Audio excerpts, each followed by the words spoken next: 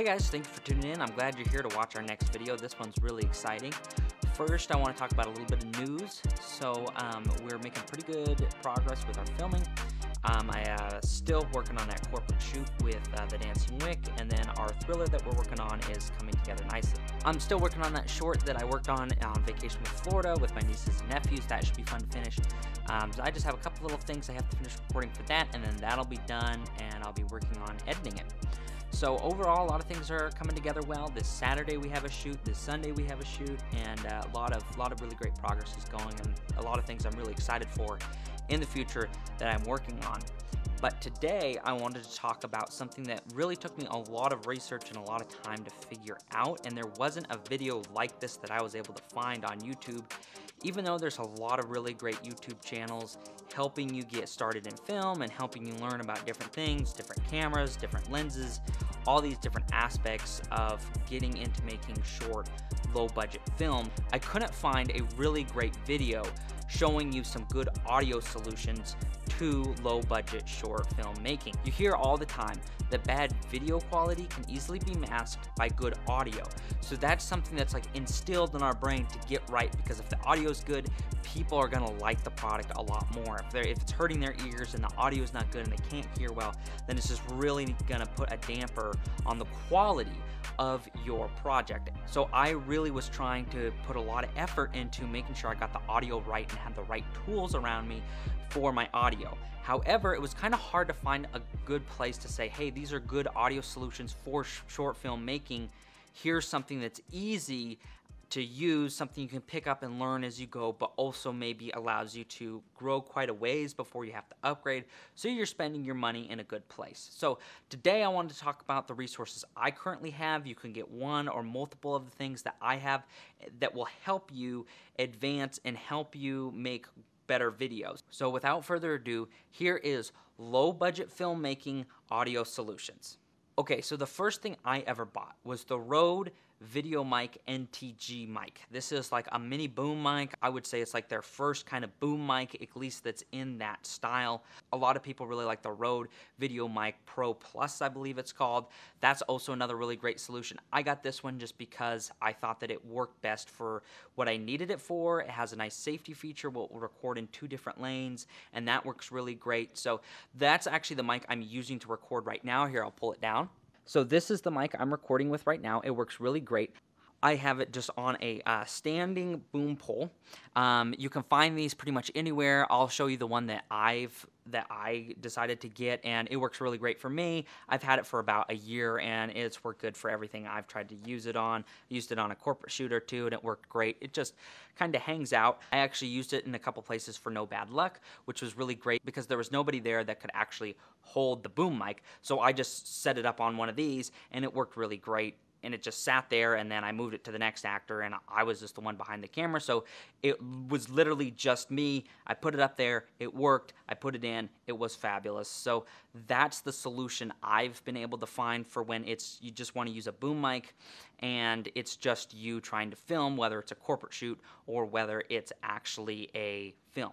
So this mic is a really great solution here, and I find that I really, really enjoy the audio quality that comes out of this. I like my voice in it, I like my actors' voices in it, and it's really great. And for about $250, it really is a good investment, in my opinion, because you can plug it into a 3.5 millimeter audio jack, and it just works. It does a good job isolating the sound. Often when I'm shooting these videos, there's a furnace going over there. My family's up top making noise. My brother's in playing games in his room, and his room's right next to here. So it does a pretty good job isolating the noise as well. And I think it works great. By the way, I'll have links to everything down below.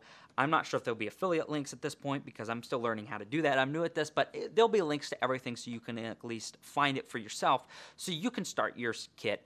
This is the first thing I bought, and I have to say I'm absolutely impressed with it. Did a lot of research, and I think this is great. So when you're filming, generally you want to have a boom mic, and that's going to be your best case scenario, but sometimes you can't have a boom mic following around your actors. It's impractical or it's undoable, or sometimes you just want backup audio. So what I've decided to do is I decided to get some lavalier mics. Now the specific lavalier mics that I've decided to get are the Rode Wireless Go 2s. These are really, really handy guys right here. You have a base that you attach to your camera, and again, you're just going to plug this into a 3.5 millimeter headphone jack, audio jack, and you're just going to plug it straight into your camera. If you have like an M50 like what I'm shooting on right now, what I shoot on for my videos, it's just going to plug right in there. And what it's going to do is it's actually going to have 2 recording channels, so you can record it straight into your camera with 2 different channels, one for one actor, one for the other actor.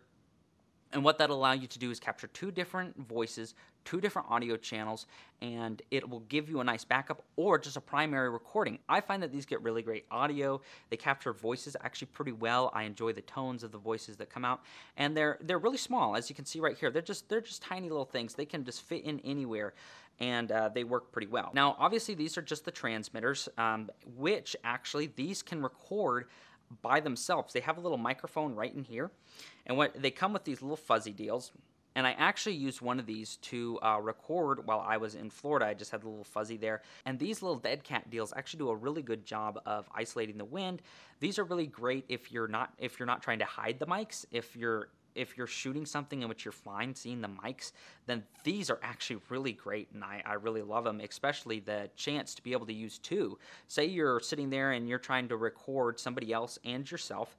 You can attach one of these just right here, and it can be on yourself, and then you can hand this off to somebody else, and they can also be talking, and you can get both channels, so you can be talking back and forth. Now, these things aren't incredibly cheap. It's about a $300 system for all of them, but honestly, with just how expensive lavalier mics are, it's a pretty good deal. I mean, for what you get, I actually think it's the best deal on the market, absolutely, for sure, and I think you'd be hard-pressed to find lavalier mics for under that price anyway, especially 2 of them that connects to the same system that you can plug into straight to your camera. I mean, that's really easy. Now, if you're like me and you want to hide them when you're recording your talent, you're going to want an actual lavalier. So I've been trying to stay with Rode. I really enjoy Rode's microphones. So again, these are the Rode Lavalier GOs, and these are really clever little things. The reason I got these is because they're so small. They have these little fuzzy deals down here, and when they come off, and especially if you take off this little thing, that's tiny. That'll just slide right in here, and especially with some gaff tape, it just fits right in there. Really nice. So this is really, really small and really convenient, and some people argue for the price. You can get something a little better, but I decided to go with these just because it matched with the whole Rode system.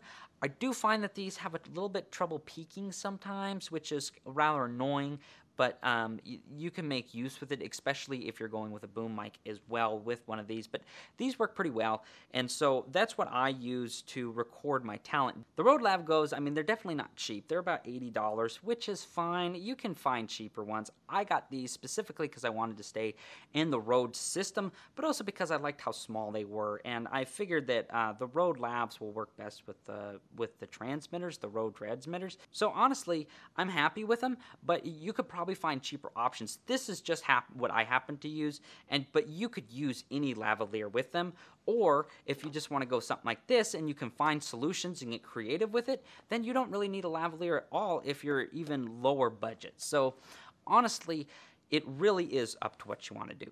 Generally, these work really great for getting breaths.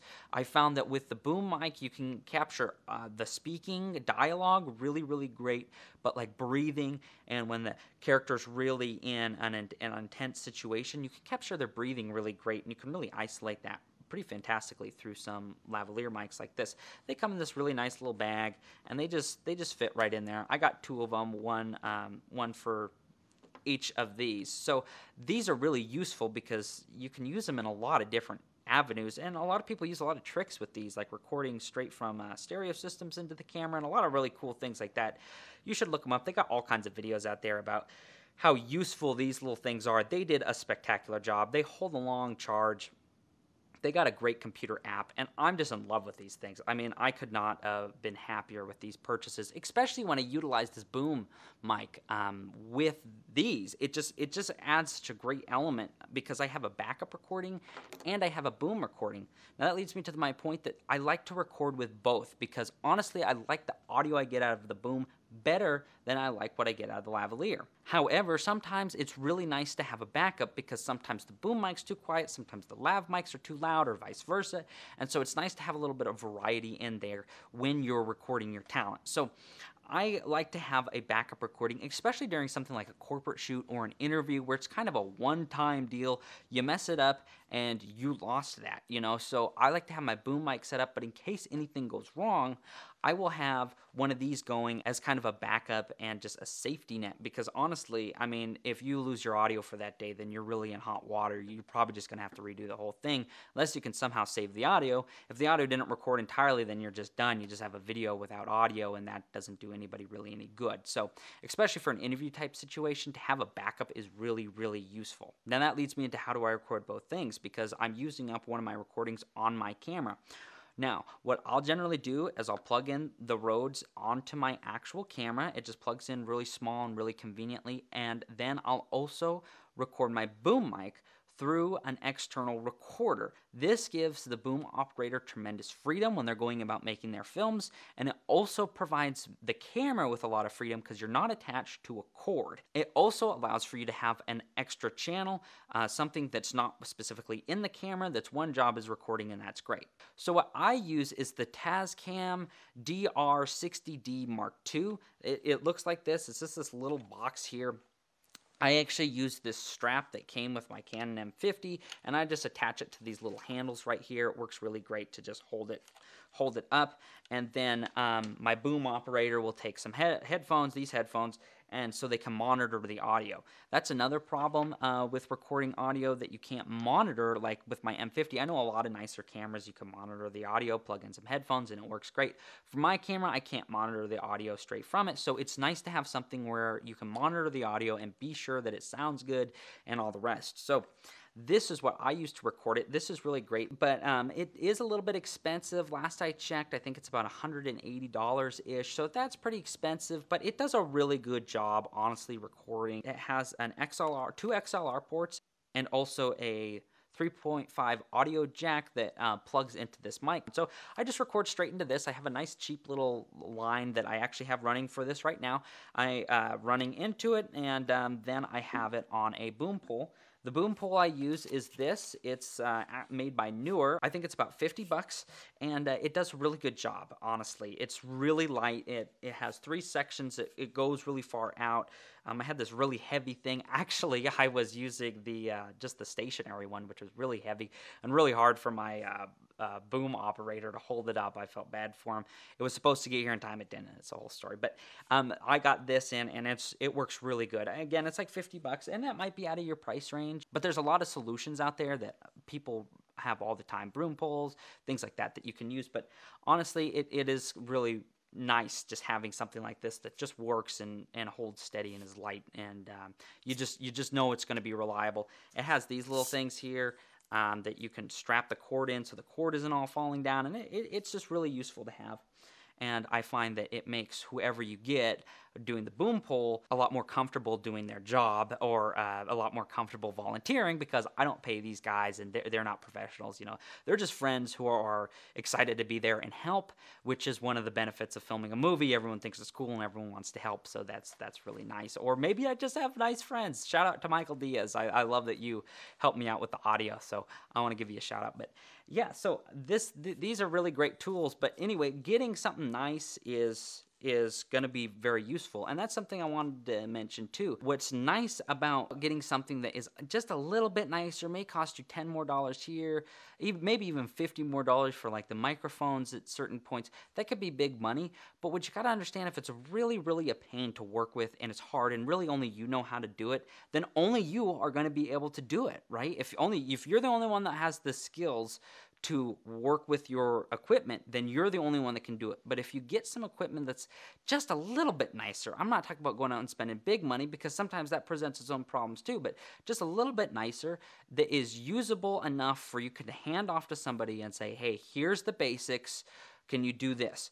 Then you can bring in more help, and it makes it a lot easier for you because you have equipment that is actually usable just to the generalized person with just a little bit of technique and a little bit of talking to on how to do it. So keep that in mind too. If you're trying to get help, it really is useful to have equipment that other people can just grab and use. If you're just starting out, I just take a $50 boom pole, which you can honestly go for cheaper. You could hold, like what I did for my first film is I just had someone hold up the stationary stand when I had someone that was able to move it. It was heavy, it wasn't convenient, it kind of sucked for them and I felt bad, but it worked. You know, you got to do whatever works. It wasn't pretty, but it worked.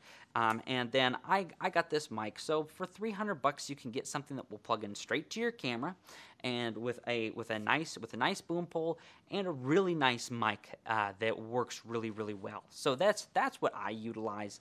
And after I got a couple pieces, it's not going to cost you thousands of dollars, but once you get another piece, you can get some lavalier mics for some extra protection and just for something that's really easy to film on that's going to make life a little bit easier.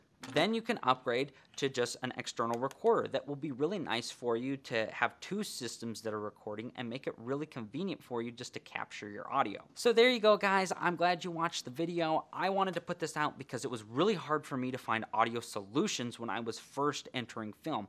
It's actually really tough to just find something that actually works, you know, something that is useful and sounds good, but it's not going to break the bank because, you know, you're first looking at cameras and lenses and all those are expensive, but if you don't got good audio, it's true, your film's just not going to hold up. But if you have good audio, it can be a incredibly useful tool because you can mess up in a little bit of other areas and your product still looks good and is still pleasing for the viewer because they're not hurting their ears and they're able to hear everything even if they can't quite see everything. So I really encourage you guys to at least get one really good mic and to utilize that because it's going to make your life so much easier. So I just wanted to talk about what a low-budget filmmaker uses to record his films, and I think they sound pretty good. I'm still trying to best utilize these tools. I know I can still use them a lot better because I'm just trying to learn them myself, but these tools are really great, and I think they sound good. So I just wanted to give you a nice little view of exactly what you could get when you're starting out for cheap that sounds good and makes your production quality even better because honestly, guys, I can't overstate this enough. Your sound is really going to make or break your short independent films. This is your first film, your first couple films, your low budget. Really spend the time and energy to invest in audio. That's financially, and that's just spending the time to research how to properly use it. I found these tools work great for me. I hope these tools will work great for you guys. So be sure to comment down below what you use if you plan on getting these tools that I'm using, these particular microphones, the recorder. Tell me what you think of these. Tell me if you plan to get these, if you have these, if you got something else instead. So yeah, did you guys like this content? If you want to hear more about what tools we're using in upcoming videos, be sure to tell me that down below. I'll be sure to try to give you guys what is helpful for you when you're trying to make your short films, when you're trying to best utilize whatever tools you can acquire. Because when I was starting out, I certainly didn't know what I needed to acquire to get good videos, and audio was my trickiest one to find, and I think I found really good solutions. So thank you so much for tuning in, and I'll see you guys next time.